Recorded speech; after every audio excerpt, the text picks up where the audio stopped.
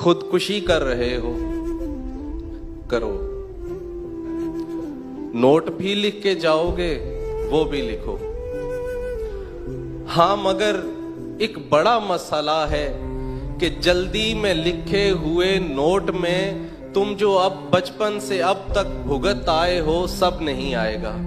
Note में master की छड़ी, दोस्तों की दगाबाजियां, घर के झगड़ों से जख्मी हुई नफ्सियात और उम्मीदों की लाशें नहीं आएंगी। नोट में वो बदन भी नहीं आएंगे जिनकी ख्वाहिश में तुम रोज मरते रहे।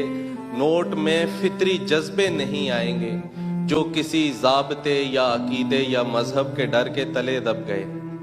नोट में एक ही रंगो मजहब के लोगों में जो ज़र की मिकदार का फर्क है, वो नहीं आएगा।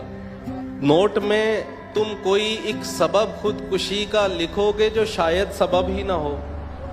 तुम किसी शख्स, महबूब या दोस्त को आखिरी काल पैगाम या खत में बतलाओगे तुमको उसके रवैये ने तोड़ा है, और वो रवैया भी शायद इरादी ना हो। फिर कोई तो तरीका निकालोगे जिससे जमाने को ये बात समझा सको, खुदकुशी कत्ल है। खुदकुशी कत्ल है, ये मुझे तो पता है, मगर यारे मन पोस्टमार्टम में ऐसा नहीं आएगा। तो फिर ऐसा करो, नोट ही ना लिखो, काल भी मत करो, बल्कि ऐसा करो, खुदकुशी मत करो।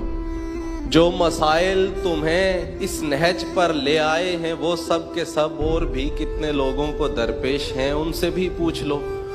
मुझको लगता है सब मिलके सोचें तो सारे मसाइल का हल भी निकल आएगा।